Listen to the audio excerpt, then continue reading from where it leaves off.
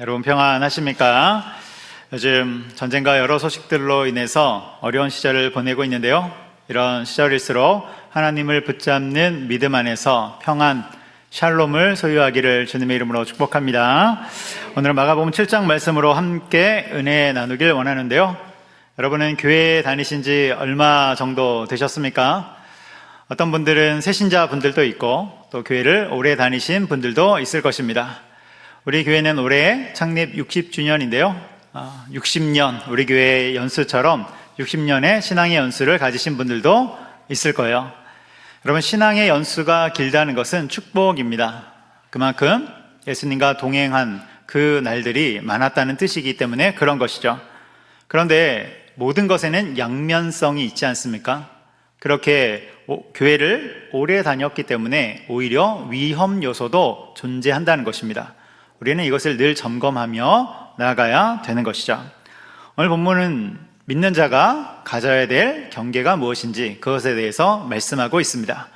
먼저 본문 5절 말씀을 같이 읽어보도록 하겠습니다. 같이 읽겠습니다. 이에 바리새인들과 서기관들이 예수께 묻되 어찌하여 당신의 제자들은 장로들의 전통을 준행하지 아니하고 부정한 손으로 떡을 먹나이까? 여기에 보면 바리새인과 서기관들이 예수님께 묻되 이렇게 되어 있지만 예수님께 따지고 있는 것입니다. 따지고 있어요. 제자들이 음식을 먹을 때, 떡을 먹을 때 손을 씻지 않았다는 것입니다. 그래서 5절 맨 끝에 보면 부정한 손으로 떡을 먹나이까? 손을 씻지 않고 음식을 먹었다는 것이죠. 그런데 여러분, 이러한 지적을 하는 바리새인과 서기관들이 어디에서부터 온 줄 아십니까? 이들이 온 지점이 1절에 나오는데요. 1절 말씀을 같이 읽겠습니다. 바리새인들과 또 서기관 중 몇이 예루살렘에서 와서 예수께 모여들었다가. 아멘. 여기 보면 예루살렘이 나오죠. 예루살렘. 여러분, 지금 예수님이 계신 곳은 북쪽의 갈릴리입니다. 그런데 바리새인과 서기관들은 남쪽의 예루살렘으로부터 올라온 거예요. 여러분, 그 거리는 150km쯤 됩니다. 우리나라식으로 따지면 서울에서 대전까지의 거리가 되는 것이죠. 이 긴 거리를 오늘날처럼 차를 타고 왔을까요? 아니요, 걸어서 왔습니다. 걸어서. 그래서 일주일을 꼬박 걸어서 그 고생을 해서 올라온 것입니다. 그러면서 하는 말이 왜 당신의 제자들은 손을 씻지 않고 음식을 먹습니까? 이 말이 되는 거예요. 그러니까 무려 150km의 일주일간의 여정을 하면서 온 이유가 무엇입니까? 예수님을 메시아로 보기 위함이 아니라, 메시아를 보기 위함이 아니라 똑바로 하나 안 하나 그 감시를 하기 위해서 온 것입니다. 여러분, 우리나라 기독교 역사를 살펴보면 과거 1907년 평양 대부흥 시절에 부흥에 참석하기 위해서 3일 밤낮을 걸어서 예배당까지 왔다는 기록이 있습니다. 이것은 중국 선교에서도 있는 일이죠. 중국에서 교회에 오기 위해서 며칠을 걸어왔다, 이런 이야기를 우리가 종종 듣곤 하는 것입니다. 이들이 걸어오는 그 여정을 한번 상상해 보세요. 어떤 마음으로 예배당을 찾아왔을까? 3일 밤낮을 걷는 그 마음이 어떠했을까? 여러분, 그들은 간절한 마음으로 예수님을 보기 원하는 그 마음으로 3일 밤낮을 걸어서 왔을 것입니다. 여러분, 우리에게도 그런 간절함이 있기를 소망합니다. 교회 예배당 올 때 우리 주님 만나는 그 간절한 마음으로 오기를 소망합니다. 그런데 바리새인들은 며칠이 걸렸다고요? 일주일이 걸린 거예요. 일주일. 여러분, 종교적 열심이 대단하지 않습니까? 그런데 이들은 뭐예요? 메시아 예수님을 만나기 위함이 아니라 감시하기 위해서, 정죄하기 위해서 온 것입니다. 너무나도 안타까운 신앙이 되는 것이죠. 지금 바리새인들이 지적하는 것은 장로들의 전통 중에 하나인데요. 손을 씻고 음식을 먹어야 하는 규정입니다. 소위 정결법이라고 하는데, 여러분, 가나안 지역은 먼지가 많은 지역입니다. 그러니까 음식을 먹기 전에 손을 씻는 것은 위생적으로 좋은 것이죠. 음식을 먹기 전에 손을 씻는 것, 또 손을 자주 씻는 것은 좋은 것입니다. 그런데 바리새인들이 주장하는 것은 지금 위생상의 문제가 아니라 반드시 행해야 되는 정결법의 율법입니다. 이것이 왜 생겼나? 길을 지나다 보면 여러 사람들이 자신의 곁으로 스쳐 지나갑니다. 또 다른 사람을 만나기도 하고. 그런데 이 스쳐 지나간 사람들 중에 죄인이 있을 수도 있고 또 이방 사람들이 존재할 수도 있는 것입니다. 그래서 죄가 그 부정함이 없는다고 생각하여 그것을 씻어내는 정결법의 예식으로 손을 씻는 거예요. 이러한 전통을 만들어낸 것입니다. 여러분 어떻게 생각하세요? 길을 걷고 있는데 주변에 어떤 죄를 그가 지었을지 모르니까 그 죄가 나에게 부정함이 옮을까봐 손을 씻는다. 만일 이 규정이 우리에게도 동일하게 적용된다면 우리는 이 앞에 큰 손을 씻는 곳을 만들어 놔야 될 것 같아요. 이들은 철저하게 지켰죠. 좋은 의미로는 철저함입니다. 그런데 사실은 종교적인 강박이고 사람의 열심이 됩니다. 여러분 철저함을 자신이 지키기 위해서 어떤 행위를 한다면 납득이 가능하지만 그것을 타인에게도 적용시키면서 억압한다면 그것은 틀린 것입니다. 이에 대해 예수님이 이렇게 말씀하시죠. 6절 이하의 말씀인데요. 제가 6절, 여러분들이 7절, 8절은 같이 읽겠습니다. 이 백성이 입술로는 나를 공경하되 마음은 내게서 멀도다.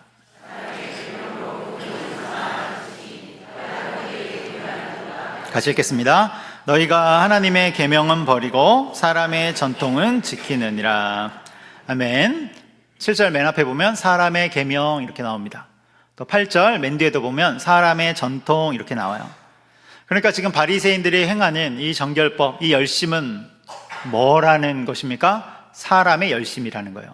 사람의 열심. 하나님의 열심이 아니라 사람의 열심이라는 것입니다. 그래서 8절에 보면 하나님의 계명, 즉 하나님의 열심, 그 하나님의 말씀을 따르는 온전한 삶을 살라 말씀하는 것입니다. 지금 바리새인들이 주장하는 이 정결법은 장로들의 전통입니다. 3절에 나와요. 장로들의 전통이다. 이 율법을, 그러니까 하나님의 율법을 더 철저히 지키기 위해 만들어낸 규정이고 이것이 전통이 되고 관습이 된 것입니다. 여러분, 전통과 관습이 주는 유익이 있어요. 유익함들이 있습니다. 처음에 모든 것들은 좋은 의미에서 시작되죠. 그런데 시간이 흐를수록 이러한 전통과 관습이 사람을 살리는 것이 아니라 그 형식만 남아서 사람을 억누르는 것이라면 반드시 점검해야 되는 것입니다. 갱신해야 되는 거예요. 여러분, 우리는 그런 것이 없는지 신앙의 연수가 길어질수록 어떤 의미는 사라지고 형식만 남아있는 것은 없는지 반드시 점검해야 됩니다. 교회도 마찬가지예요. 시간이 흐를수록 우리가 전통과 관습에 처음에는 좋은 것으로 시작했지만 이제는 그 형식만 남아있는 것은 무엇인지 반드시 점검을 해야 되는 것입니다.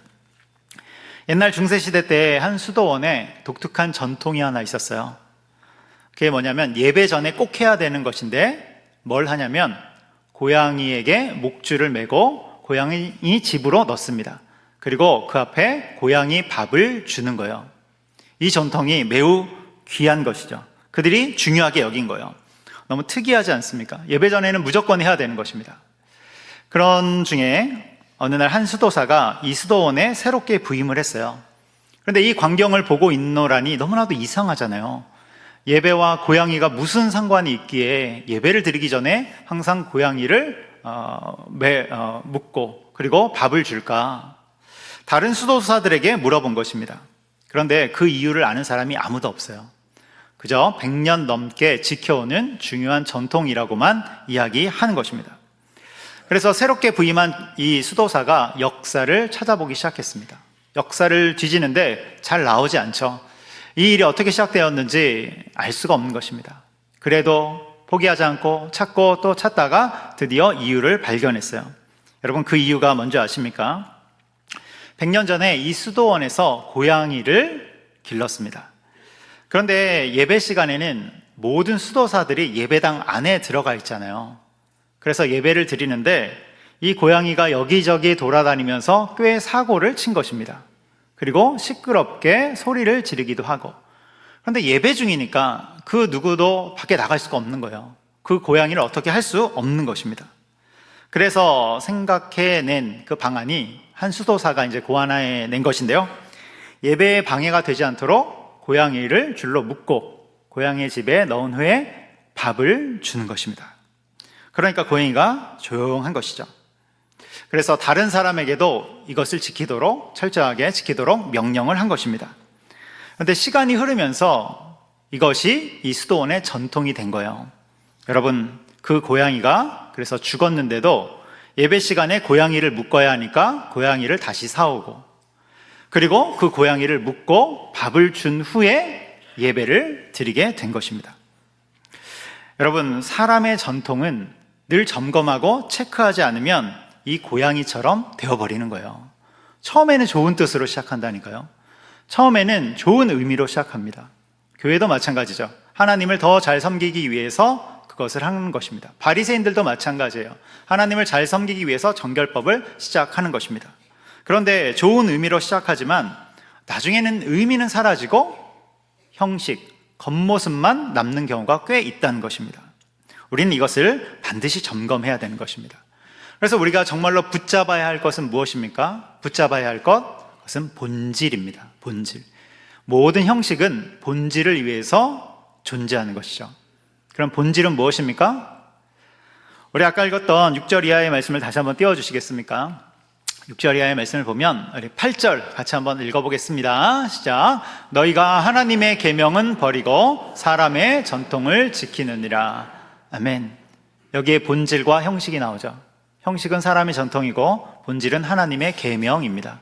하나님의 말씀을 지키는 것, 다시 말해서 하나님을 잘 섬기는 것, 하나님을 붙잡는 것, 이것이 바로 본질이 되는 것입니다. 여러분, 본질이신 하나님을 붙잡기 위해서 때로는 버릴 줄도 아시기 바랍니다. 또 본질이신 하나님을 붙잡기 위해서 때로는 귀한 것을 더할 줄도 아시기 바랍니다. 여러분, 하나님을 붙잡기 위해서 우리는 빼기도 하고 더하기도 하는 것입니다. 그런데 요즘 이제 한국교회를 진단하는 여러 보고서들을 보면 한국교회도 이미 여러 사역에 있어서 비만에 걸려 있다. 그래서 다이어트를 해야 된다는 보고들이 꽤 많이 나옵니다. 지금 우리나라는 과잉의 시대이지 않습니까? 과잉의 시대. 그래서 하나님을 위해서 시작한 사역과 모임들이 시간이 지나면서 형식만 남아있는 것들이 꽤 존재한다는 거예요. 여러분, 이것은 반드시 점검해야 되는 것이죠. 그래서 사람만 다이어트 해야 될 것이 아니라, 여러분, 우리 다이어트가 또 많은 다이어트를 많이 생각하지 않습니까? 과잉의 시대이기 때문에 사람만 다이어트를 할 것이 아니라 교회도 다이어트를 해야 된다는 보고들이 있는 거예요. 여러분, 항상 하나님이 본질이 되도록 하시기 바랍니다. 그래서 그것을 위해서, 하나님을 위해서 봉사도 하고 하나님을 위해서 사역도 하고 하나님을 위해서 충성도 하시기 바랍니다. 하나님 안에서 예배하고 하나님 안에서 신앙생활 해 나가는 것입니다. 또 우리 가운데 있는 전통과 형식과 익숙함들을 한 발 뒤에서 보면서 우리가 점검해야 될 것은 무엇인지, 갱신해야 될 것은 무엇인지 항상 잘 체크하시기 바랍니다. 나 자신을 그렇게 변화시켜 가고 우리는 교회를 그렇게 변화시켜 가는 것입니다. 여러분, 우리는 기독교 개신교잖아요. 기독교 개신교를 리포엄드 처치라고 하지 않습니까? 리포엄드 처치, 개혁교회입니다. 개혁교회는 본질이신 하나님을 붙잡기 위해서 끊임없이 갱신해 나가고 점검해 나가고 체크해 나가는 교회가 되는 것입니다. 여러분, 그렇게 본질을 붙잡는 저 여러분 되기를 주님의 이름으로 축복합니다. 여기까지가 오늘 말씀의 첫 번째인 전통이 아니라 본질이다 입니다. 전통이 아니라 본질이다. 이제 두 번째를 볼 텐데요. 두 번째는 올바른 내면입니다. 올바른 내면. 오늘 본문을 통해서 복음에 대해서 생각하게 돼요. 여러분, 주님이 우리 가운데 복음을 주셨습니다. 복음을 주신 이유가 무엇입니까? 그것은 인간을 억압하고 누르고 있는 모든 것에서 해방을 주시기 위함입니다. 그래서 자유와 사랑이 나타나는 것이죠. 복음을 가진 자들은 자유와 사랑의 방향으로 나아가게 되는 것입니다. 이 지점이 매우 중요한 지점이에요. 송솔나무라는 플룻 연주자가 있죠. 세계적인 연주자입니다. 이번에 책에 보면 어렸을 때 집안이 쫄딱 망했다고 합니다. 아버지의 회사가 부도나면서 하루아침에 빚쟁이들에게 쫓기는 그 신세가 된 것이죠. 그런데 늘 협박당하고 위협당하고 살기가 너무 어려운 거예요. 그래서 미국으로 건너가게 됩니다. 이주를 하게 돼요. 그런데 미국에서의 삶도 순탄치 않죠. 너무 가난하기 때문에 일단 생활이 안 되는 거예요. 그리고 학교에 가면 동양인이라고 해서 왕따 당하고 또 학급 친구들에게 폭력에 시달리고 그런 삶을 살아가게 되는 것입니다. 하루는 너무 심하게 얻어맞아서 귀에서 피가 난 적도 있고, 또 도망치다가 화장실에 숨어든 적이 여러 번입니다. 그날도 화장실에 숨어들어서 하나님 앞에 눈물로 기도하는 것이죠. 하나님, 저희 인생에는 왜 이런 일이 일어납니까? 하나님, 왜 저를 버리신 것 아니십니까? 이렇게 눈물로 기도합니다. 그때 하나님의 음성이 들리는데요. 내가 너와 함께 있다. 내가 너의 친구다. 나는 내 머리털까지도 세는 하나님이다.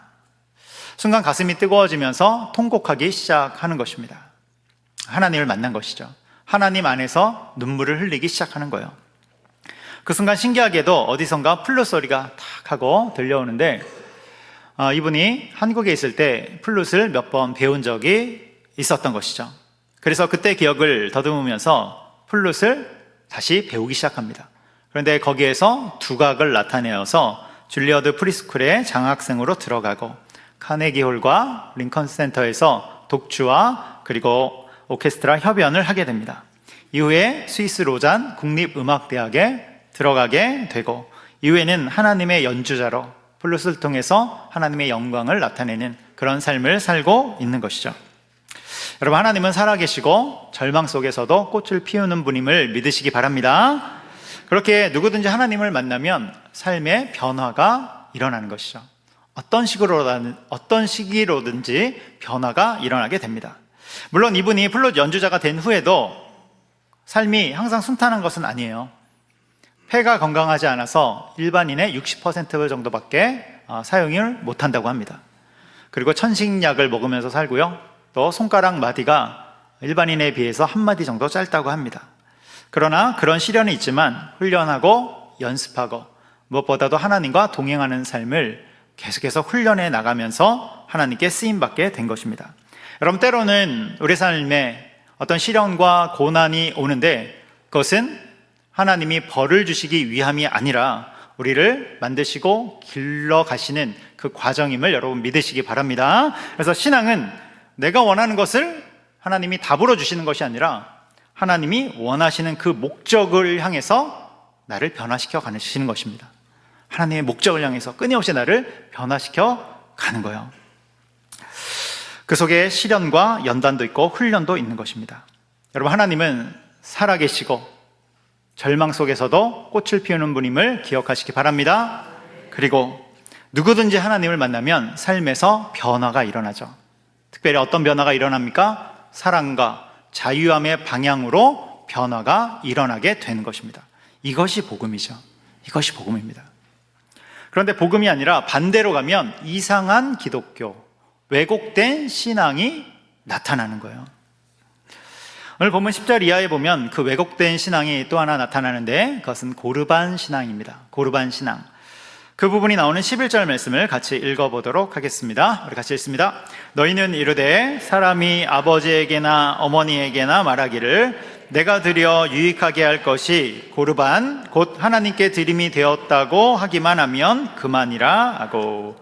아멘. 여기 보면 고르반 나오죠. 두 번째 줄 맨 끝에 고르반. 뜻은 세 번째 줄에 하나님께 드림이 되었다입니다. 하나님께 드림이 되었다. 이게 뭐냐면 여러분, 10계명 중에 5번째 계명이 무엇입니까? 부모를 공경하라. 이 계명이 되는 것이죠. 그래서 부모가 연로하거나 경제적인 능력이 없을 경우 부모를 섬겨야 할 의무가 있는 것입니다. 그런데 어떤 사람이 자신의 재정을 고르반 하나님께 바치겠습니다 이렇게 선언을 하기만 하면 부모를 섬기지 않아도 되는 것으로 여겨지는 것입니다. 부모를 섬긴 것으로 간주가 되는 거예요. 예를 들어 어떤 사람에게 포도밭이 있어요. 포도밭이 있으니까 거기에 나오는 소출의 일부를 가지고 부모를 섬겨야 하는 것입니다. 그런데 어떤 유대인은 그게 싫은 거예요. 그래서 그 밭에서 고르반 이렇게 선언을 하면 이 밭이 하나님께 드려진 밭, 하나님께 드려진 성물이 되기 때문에 그 소출로 부모를 섬길 의무가 사라져 버리는 것입니다. 실제로 하나님께 드린 것도 아니에요. 여전히 그 소출이 자신의 손 안에 있는 것입니다. 그럼에도 불구하고 부모를 섬기지 않아도 되는 그 명분이 생긴 것이죠. 그런데 여러분, 하나님이 이런 계명을 주신 적이 있습니까? 없습니까? 없죠. 하나님은 이런 계명을 주신 적이 없어요. 그런데 바리새인들이 이런 계명을 만들어낸 것입니다. 하나님을 섬기는 것이 부모를 섬기는 것보다 더 우선하다, 이런 이상한 논리를 가지고 이런 전통을 만들어낸 것입니다. 하나님을 이용하는 신앙이죠. 그래서 13절에서 주님이 이렇게 말씀하십니다. 13절 읽습니다. 너희가 전한 전통으로 하나님의 말씀을 폐하며 또 이 같은 일을 많이 행하느니라 하시고. 아멘. 사람의 전통으로 하나님의 말씀을 폐하지 말라는 거예요. 하나님을 이용하지 말라는 것입니다. 하나님의 뜻을 왜곡시키지 말라는 거예요. 그러면서 15절 이하에 이렇게 말씀합니다. 우리 15절 이하 같이 읽습니다. 무엇이든지 밖에서 사람에게로 들어가는 것은 능히 사람을 더럽게 하지 못하되 사람 안에서 나오는 것이 사람을 더럽게 하는 것이니라 하시고. 여러분, 진짜 더러운 게 뭡니까? 정말로 더러운 게 뭡니까? 안 씻은 손입니까? 여러분, 안 씻은 손보다 훨씬 더러운 것이 인간의 내면, 특별히 말씀이 사라진 내면이라는 것입니다. 이기심으로 가득한 내면이라는 거예요. 그래서 말씀으로 사라진 그 내면이 어떠한지 예수님이 계속해서 고발하시는데요, 21절 이하에 보면 그런 마음 가운데는 음란과 도둑질과 탐욕과 악독과 질투와 비방과 교만과 등등 이런 것이 가득하다는 것입니다. 여러분, 우리는 보통 문제를 외부에서 찾죠. 바깥에서 찾습니다. 그런데 주님이 무엇을 말씀하십니까? 진짜 문제는 우리의 내면, 내부에 있다는 것입니다. 하나님의 말씀을 떠난 그 내면에 있다는 거예요. 하나님의 말씀을 왜곡시키는 그 내면에 있다는 것입니다. 여러분, 항상 우리의 마음의 중심이 하나님께 있도록 하시기 바랍니다. 그러기 위해서 우리는 기도하는 것입니다. 그리고 그러기 위해서 우리는 주님의 말씀을 끊임없이 읽고 대하면서 우리 내면에 채우는 것입니다. 그래서 나는 사라지고 나는 십자가 안에서 죽고 주님의 말씀이 내 안에 충만하도록 하는 것입니다. 여러분, 하나님의 뜻을 알아내기 위해서 또 한 주간도 열심히 수고하셨습니까? 그런데 잘 모르겠습니까? 여러분, 하나님의 뜻을 알기 위해 애쓰는 그 수고의 과정이 귀한 것임을 믿으시기 바랍니다. 그리고 하나님의 뜻으로 채워가려는 그 애씀과 수고가 귀한 것임을 여러분 항상 기억하시기 바랍니다. 우리는 무엇을 쫓아 살고 있습니까? 마음을 지키는 것입니다. 내 만족, 내 감정, 내가 인정받는 것, 나의 무엇이 아니라 온전히 하나님을 섬기기 위해 하나님의 뜻으로 우리를 채워가는 것입니다. 그러한 주님의 말씀 가운데 하나님의 뜻을 알아가려고 애쓰고 하나님의 뜻으로 채워가려고 하고 내 뜻을 내려놓는 그런 온전한 경건의 훈련, 그것에 관한 저 여러분 되기를 주님의 이름으로 축복합니다. 기도하겠습니다. 사랑과 은혜가 많으신 하나님 아버지, 우리의 내면이 주님의 말씀으로 더욱 채워지게 하여 주옵소서. 하나님의 뜻을 알아가려고 애쓰는 것들, 주님의 뜻으로 채워가려는 것들, 나의 뜻을 내려놓는 그 모든 연습 가운데 온전한 경건에 이를 수 있도록 인도하여 주시옵소서.